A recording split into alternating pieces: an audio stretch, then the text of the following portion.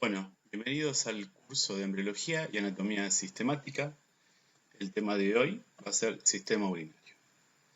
Los órganos urinarios se componen de los riñones y uréteres por un lado y la vejiga urinaria y uretra por el otro. Con respecto a los riñones, acá podemos ver el riñón derecho y el riñón izquierdo en una vista desde ventral con la pieza cadavérica en decúbito dorsal. Con respecto a la vejiga urinaria y la uretra, acá podemos ver a la vejiga urinaria, el cuello de la vejiga, la próstata que nos da la referencia del inicio de la uretra pelviana y la uretra peniana en el caso del macho. Muy bien, antes de continuar con la descripción, vamos a hacer un breve repaso del desarrollo de los órganos urinarios. Por una cuestión de nomenclatura anatómica oficial, los órganos urinarios y los órganos reproductivos se estudian juntos bajo la denominación de aparato urogenital, debido al origen común de algunos órganos en el mesodermo intermedio y el epitelio celómico, y además porque en el adulto ambos aparatos comparten las partes finales de los tractos que descargan subproductos al exterior. Por ejemplo, la orina y el eyaculado en el caso de los machos. En el mesodermo intermedio se desarrolla un engrosamiento longitudinal, sólido y continuo, el nefrógeno, del que surgen en secuencia cráneo caudal y también en secuencia temporal tres estadios de formación de un órgano excretor. Ellos son el pronefros a nivel del cuello, es un órgano transitorio y no funcional en los mamíferos. El mesonefros a nivel del tórax y del abdomen también es transitorio, pero en este caso funcional en los mamíferos. Y el último estadio es a nivel lumbar, es definitivo, no es transitorio, y funcional, tanto en aves como mamíferos y reptiles. De la involución del mesonefros se reciclan algunas estructuras embriológicas, como por ejemplo el conducto mesonéfrico de Wolff para formar finalmente, en el caso del macho, el conducto deferente. Y en ambos sexos también formar el brote ureteral para formar junto con el blastema renal el riñón definitivo. Muy bien, entonces aquí podemos ver el pronefros, el mesonefros, el metanefro, el brote ureteral y el blastema renal. ¿Sí? Y este es el estadio final embriológico. Muy bien. De la diferenciación del brote ureteral, que como dijimos anteriormente se origina del conducto mesonéfrico o de Wolff, por división dicotómica, da como resultado en la mayoría de las especies una pelvis renal, cálices mayores y cálices menores que terminan en túbulos colectores. El blastema renal, que es esto, por su parte, se ordena formando la cápsula y el intersticio. Y el parénquima evoluciona en la unidad estructural y funcional que es la nefrona.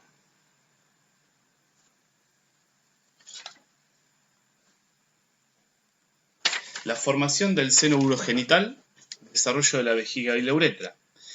Las vías urinarias se forman por el desarrollo de un tabique en forma de cuña del mesodermo, denominado septo urorectal, o también tabique urorectal, que separa el intestino caudal del alantoides, y lo podemos ver acá.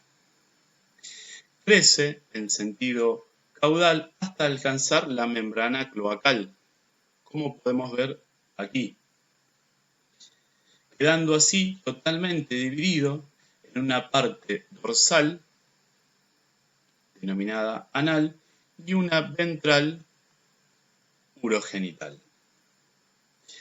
El sitio de fusión del septo o tabique urorectal en la membrana cloacal se denomina cuerpo perineal, como se mencionó en el aparato digestivo, ¿sí? Cuando veíamos el recto y el ano. En el seno urogenital se diferencia una parte craneal o pélvica y una parte caudal o fálica, que formará la uretra. La parte pélvica formará la futura vejiga y el alantoides. El conducto alantoideo o uraco continúa hasta la abertura umbilical y se comunica con el alantoides extraembrionario. Acá lo tenemos, al uraco. Posteriormente, el conducto se atrofia y queda en el feto representado por una cicatriz en el vértice de la vejiga, que ya vamos a ver más adelante con vejiga. La parte caudal o fálica se transforma en la uretra. Esta parte caudal se transforma en la uretra, que es completa en el caso de la hembra por tener solo la parte pelviana de la uretra, y en el macho, luego de la uretra pelviana, se continúa con otra uretra, porque la uretra es más larga, que es la uretra peniana, pero en este caso se desarrolla a partir del sistema genital. Producto del reordenamiento de el septo urorectal y la separación en una parte anal y una parte urogenital, se genera que el uréter, que es el conducto mesonéfrico, desemboque dentro de la vejiga, como podemos ver acá, mientras que el conducto deferente mesonéfrico o de Wolff desemboque más caudalmente en el seno urogenital. Es aquí donde el conducto mesonéfrico de Wolff proporciona el epitelio del trígono vesical y el resto del epitelio de la vejiga deriva del endodermo del intestino caudal. Muy bien. Los riñones son los encargados de formar la orina a partir de la sangre. Así se mantiene el equilibrio del medio interno. Primero se produce un filtrado del plasma o filtrado glomerular, seguido por una reabsorción tubular en el sistema de túbulos, donde se recuperan agua, glucosa, sodio, potasio y calcio, y por último, también dentro del sistema tubular, pero ya más distal, la secreción tubular, donde se secreta amoníaco, iones hidrógenos, potasio, sustancias tóxicas, así como también metabolitos de fármacos. También posee una función endocrina, secretando la hormona renina y regulando así la presión arterial, y la hormona eritropoyetina, que favorece la eritropoyesis. Para terminar, o para ayudarnos a entender la clasificación y el órgano en general, el riñón, vamos a aclarar algunas definiciones, como por ejemplo, pirámide renal. Como dice acá, es una formación triangular en la médula cuyo vértice es una papila. Papilas renales es el vértice de la pirámide renal que encaja en el cáliz renal y donde se encuentra la desembocadura de los conductos papilares, área cribosa. Pelvis renales es la dilatación en el principio del uréter antes de salir del riñón. Cálices renales son pequeñas dilataciones, como divisiones del uréter en el caso del bovino o de la pelvis renal en el resto de las especies domésticas. Y cresta renal es el producto de la fusión de las papilas renales, como ocurre en el canino. Muy bien, vamos a ver la morfología de los riñones. La morfología es bastante variable según especies. Acá podemos ver un mamífero marino, acá podemos ver un riñón de bovino, acá un riñón de cerdo, acá un riñón de perro y acá un riñón de equino. Son bastante diferentes, pero todos son firmes, de color marrón rojizo y de un peso relativo entre 1 y 2% del peso corporal. También siempre poseen una cara dorsal y la opuesta, que es la ventral, polos craneales y caudales, craneales y caudales, craneales y caudales, craneales y caudales, y bordes laterales, laterales y bordes mediales. Y en este último encontramos una escotadura para el pasaje de vasos y nervios en el borde medial, y además el uréter, denominado esta escotadura ilio-renal. Entre el ilio y el riñón se encuentra el seno renal, que lo podemos ver en cortes coronales o dorsales, que está invadido de grasa generalmente, y ya vamos a ver más adelante. Con respecto al tamaño relativo, es muy útil en el caso de carnívoros, especialmente en el perro, por poseer una variedad amplia de tamaños entre las distintas razas. Entonces, este tamaño relativo nos permite comparar dentro del mismo animal. Y se calcula utilizando una radiografía y comparando con la vértebra lumbar 2. Este tamaño relativo, por ejemplo, en el caso de los felinos, podemos ver la longitud del riñón, en este caso sería el riñón izquierdo, y la longitud de la vértebra lumbar 2. Claramente acá, en esta longitud, entran 2,5 o tal vez 3 veces esta longitud. Así que el tamaño relativo es normal en el caso de esta radiografía de un gato.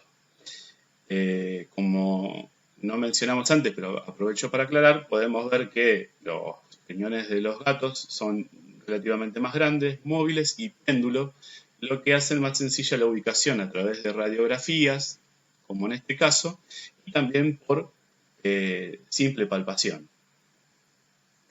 Para describir la morfología externa e interna, vamos a usar un riñón de canino como modelo, que tiene forma de poroto. Entonces, vamos a ubicar con 1 el polo craneal, con 2 el polo caudal, 3 la superficie dorsal, obviamente la superficie ventral es la opuesta, con 4 el borde lateral, con 5 el borde medial, donde encontramos el hilio del órgano, con 6, como dijimos, el hilio renal, y en un corte dorsal vamos a poder ver el seno renal, que arranca aquí, y es todo esto, que como ven, aquí otra vez el seno renal, está invadido de grasa. Los vasos renales con 8, el uréter con 9, el uréter seccionado con 10, el lóbulo renal, formado por la pirámide y papila o cresta renal, con 11, y también está incluida la corteza, formando el lóbulo renal. La corteza renal con 12, aquí. Las columnas renales con 13, son estas dentelladuras que transcurren hacia la corteza. La médula renal, que es esta parte, ¿sí?, con 14, toda la parte más roja intensa y una parte más roja pálida grisácea, con 15, la pirámide renal, ¿sí? Las pirámides renal, recuerden que son estas estructuras en forma triangular, cuya base se asocia a la corteza y cuyo vértice es la cresta renal en el caso de los carnívoros o del perro más específicamente. Con 17, la pelvis renal, fíjense la íntima relación entre la pelvis y la cresta renal. Los recesos pélvicos o renales, que son estas evaginaciones de la pelvis renal a los lados de las crestas renales. Y por último, la cápsula fibrosa. La ubicación y relación de los riñones son muy sencillas. Primero, están ubicados en el techo de la cavidad abdominal en posición sublumbar. El derecho es más craneal que el izquierdo, aproximadamente una mitad. Esta es una vista desde ventral, por lo tanto, el riñón derecho es este y el riñón izquierdo es este. Fíjense que más o menos el polo craneal del riñón izquierdo da aproximadamente a la mitad del riñón derecho. Según las especies, tenemos riñones presionados contra el techo, que son retroperitoneales, o suspendidos del techo, como en el caso de los felinos que vimos la radiografía, que contienen un recubrimiento peritoneal mayor. Al estar uno a cada lado del plano mediano, sus relaciones en medial varían. El derecho, como dijimos, y vamos a usar este corte coronal, que es muy importante, es un esquema, pero después vamos a ver que se pueden obtener cortes coronales en animales vivos y no en piezas cadavéricas. Está más craneal, como dijimos, y su polo craneal se relaciona con el hígado. 16 corresponde al hígado, ¿sí? El polo craneal del riñón se relaciona con el hígado. Está aproximadamente a nivel de las primeras 3 vértebras lumbares y medialmente se relaciona con la adrenal derecha y con la vena cava caudal. Lateralmente se relaciona con las últimas costillas y con la pared abdominal, como podemos ver en este corte coronal.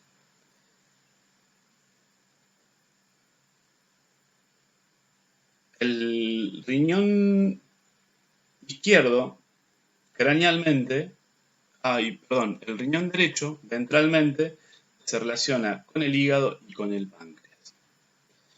El riñón izquierdo, que es este, cranealmente se relaciona con el vaso, con los vasos que van al vaso y, dependiendo del grado de contenido que tenga, con el estómago. Está a nivel de la segunda, tercera y cuarta vértebra lumbar y medialmente se relaciona con la adrenal izquierda, la arteria aorta, ¿sí? La arteria aorta, la adrenal izquierda y con la pared lateral del abdomen. En una imagen de tomografía axial computarizada podemos ver el mismo corte coronal de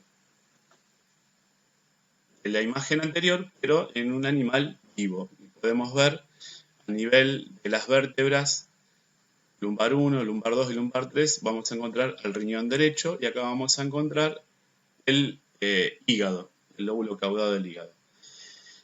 El riñón izquierdo ventralmente se relaciona con el colon descendente. Después en algunas imágenes lo vamos a poder ver. Ahora, en la perra, ¿sí? Ambos polos caudales se relacionan con el mesovario, ¿sí? Tema o relación muy importante, dado que durante la cirugía de castración hay que cuidar de no ligar el uréter. En los felinos, como dijimos antes, son más móviles y sus relaciones pueden variar un poco. El avance de los métodos de diagnóstico por imagen hace que todos los órganos urinarios puedan ser bien estudiados con la utilización de medios de contraste que se eliminan por el sistema urinario. Desde las radiografías contrastadas, denominada urograma excretor, la ecografía y hasta métodos más complejos como la tomografía axial computarizada, que acabamos de ver acá, y la resonancia magnética. Estos métodos nos permiten estudiar cortes dorsales o coronales, también transversales, en animales vivos. Y también vamos a hacer la aclaración que en esta presentación vamos a utilizar muchas imágenes radiográficas con el método de urograma excretor para poder ver las vías urinarias. Con respecto a la clasificación, los riñones se clasifican en riñones lobulados, como en los mamíferos marinos, y riñones simples, como en los mamíferos domésticos que tenemos que estudiar. Para entender el criterio de clasificación aquí expuesto, debemos comentar que el parénquima, si tomamos este esquema como ejemplo, el parénquima está dividido en una corteza externa y una médula interna, como dijimos anteriormente, en el corte del riñón. La corteza es de aspecto rojizo, es de color marrón rojizo y de aspecto granular por la presencia de los corpúsculos renales. Vamos a ver que los corpúsculos renales es la sumatoria del glomérulo renal y la cápsula de Bowman. La médula presenta una zona externa, oscura y violácea, como vimos también en la fotografía, de donde salen los rayos medulares hacia la corteza. Y una zona interna más pálida, rojo pálido, casi grisácea, estriada y que se extiende hacia el seno o el cáliz renal. En la médula, ¿sí?, son visibles las pirámides renales, como vimos en el corte, cuyo vértice forma una papila que encaja en el cáliz renal. Entonces, nosotros tenemos la médula, la parte más interna o la zona interna de la médula, que encaja en un cáliz renal. Esta parte se denomina papila. Cada pirámide asociada a la corteza, ¿sí?, cada pirámide asociada a la corteza constituye un lóbulo o lobo renal. Los riñones así organizados se conocen como multipiramidales o simplemente lobulados, como podemos ver acá. Es el riñón con el mayor grado de unidad de lobulización de todos. Como vemos aquí, si nosotros hacemos una inyección de material que se coagule por el uréter, vamos a ver que se ramifica en centenares de conductos papilares que terminan en centenares de cálices, que terminan aquí, en centenares de cálices, que se asocian con una papila. Bien, los otros riñones, que son los simples,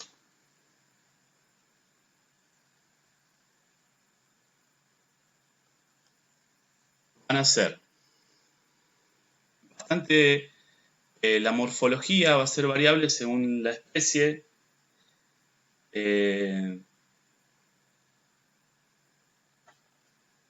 pero todos los riñones de los mamíferos poseen, o pasan mejor dicho, por una fase multipiramidal en su desarrollo, aunque en la mayoría se producen fusiones totales o parciales de las pirámides.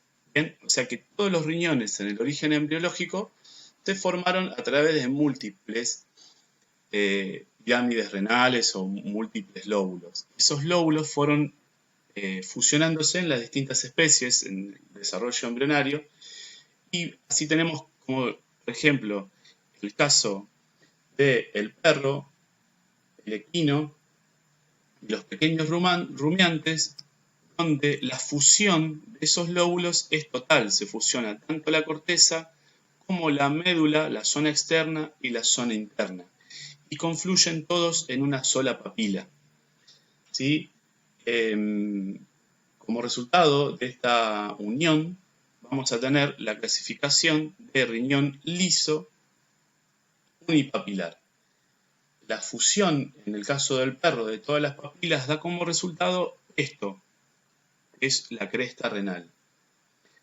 Bien, el vaciado de el uréter y la pelvis renal nos permite ver estas crestas renales y esas evaginaciones que veíamos hacia las pirámides renales que denominamos recesos pélvicos, ¿sí? El equino tiene unos recesos similares, pero están acá y se llaman recesos terminales.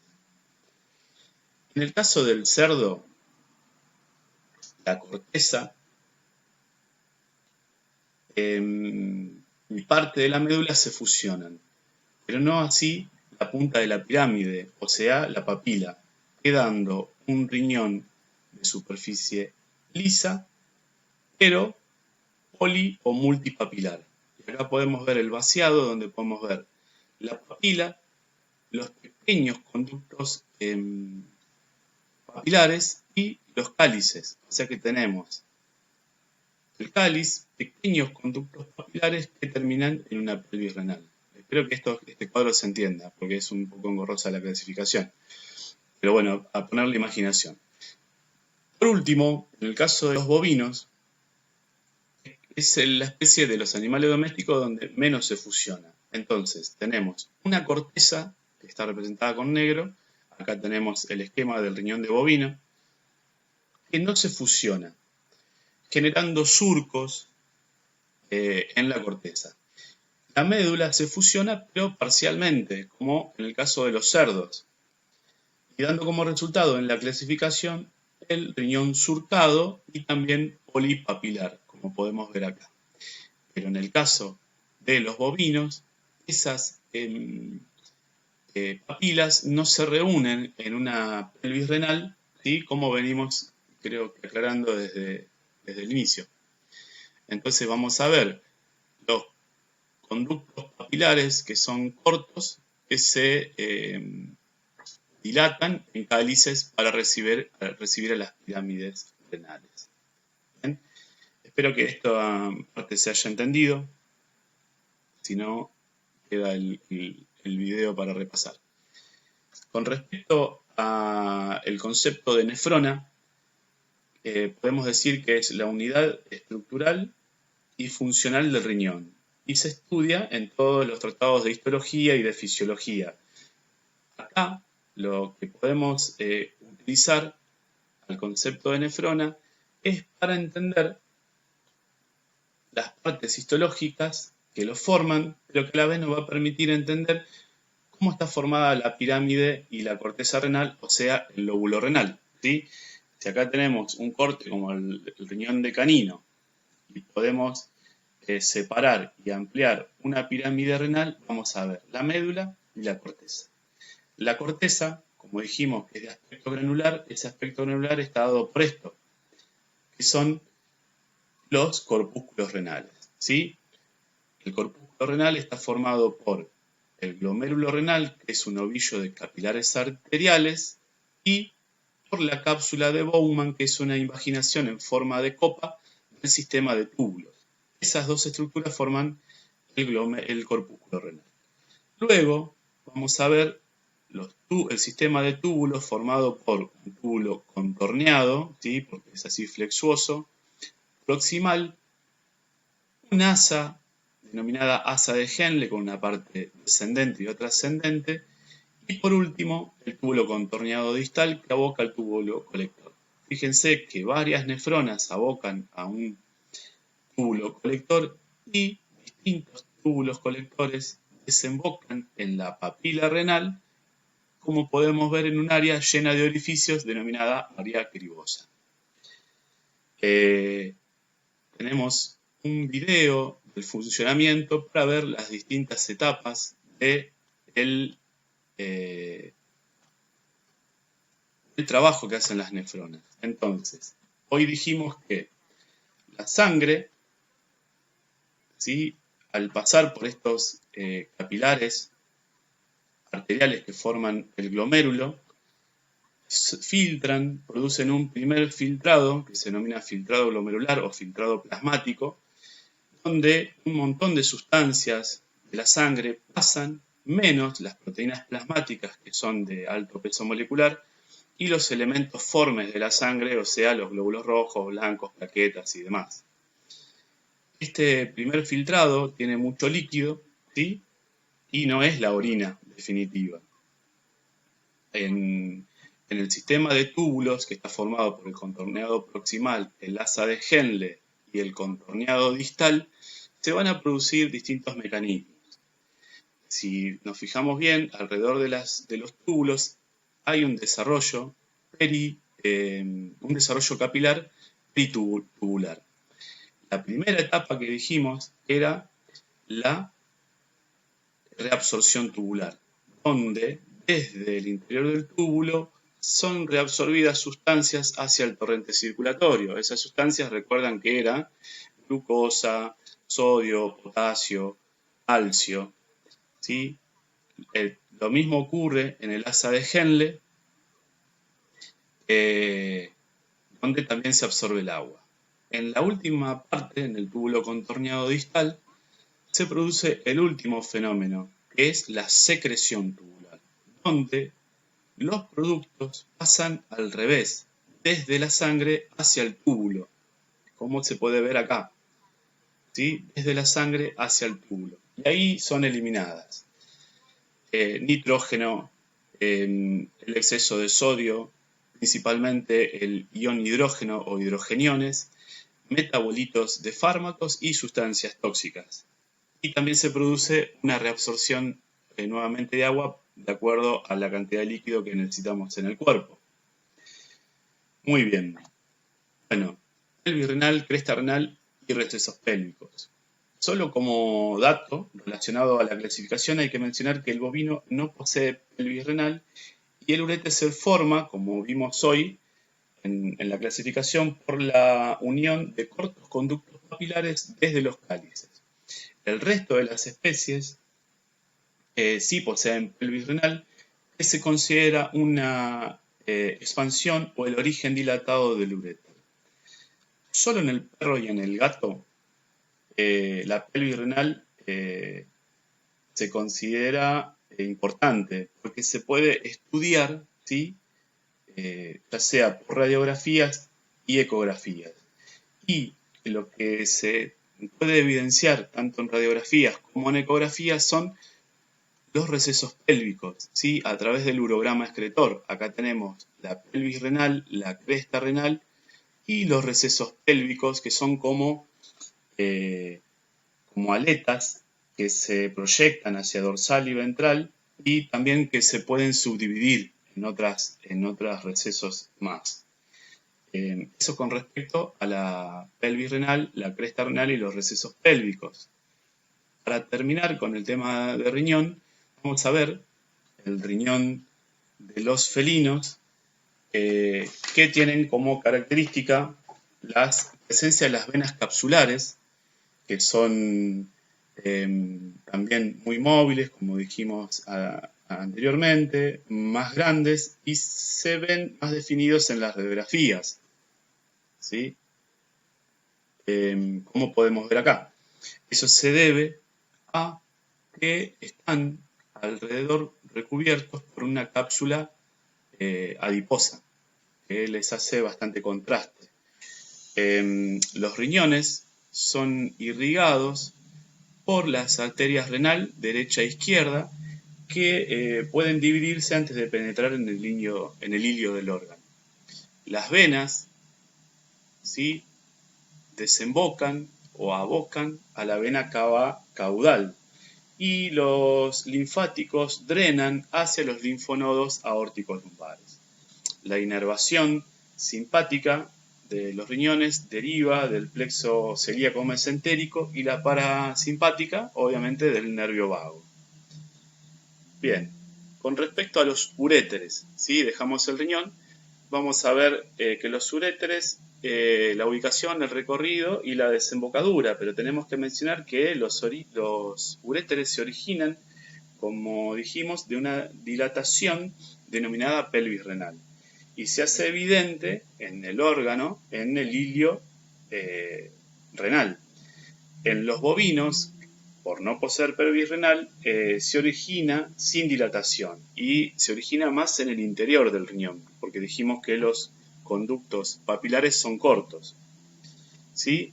Entonces podemos ver que recorren sagitalmente el techo del abdomen. Acá podemos ver un uréter y el otro uréter izquierdo y uréter derecho, relacionado con los grandes vasos. Están cubiertos por tejido adiposo, como vamos a ver en las siguientes fotos, y en la entrada de la pelvis giran medial y ventralmente para entrar en el pliegue genital. En el caso de macho, el pliegue genital es un pliegue de peritoneo, y en el ligamento ancho del útero en la hembra, que también es otro pliegue de peritoneo. Entonces, como dijimos anteriormente, en los urogramas excretores, nosotros vamos a poder ver. Lo puse como si fuera una radiografía ventrodorsal para que quede equiparada con esta imagen. Riñón derecho, riñón izquierdo, fíjense el origen del uréter a través de una expansión. Vamos a ver el izquierdo, que es más limpio. El izquierdo a través de una expansión o un origen dilatado, su recorrido, ¿sí?, paramediano, y cómo se pierde en dorsal de la vejiga. Acá tenemos riñón derecho, riñón izquierdo, envueltos por grasa. Acá el uréter está cubierto de grasa y acá podemos ver el uréter derecho, el uréter izquierdo. La vejiga está rebatida hacia caudal, porque podemos ver acá los conductos deferentes, pero podemos ver cómo los uréteres desembocan en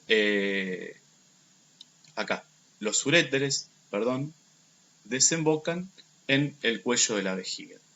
Si esta misma imagen le sacamos una radiografía de lateral, vamos a ver riñón derecho, riñón izquierdo, uréter y la desembocadura en la vejiga. Esta parte se denomina cuello de la vejiga, esto cuerpo y esto vértice. Muy bien.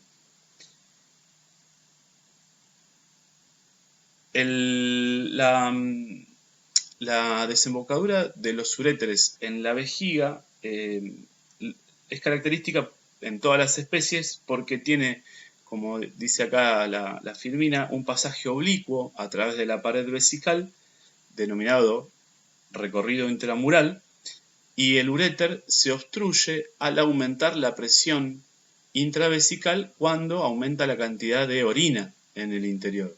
Fíjense cómo la luz del uréter es colapsada comparada con esta vejiga no distendida, y eso evita el reflujo de orina en condiciones normales, obviamente, hacia el uréter, pero y a la vez favorece la salida de la orina hacia la uretra.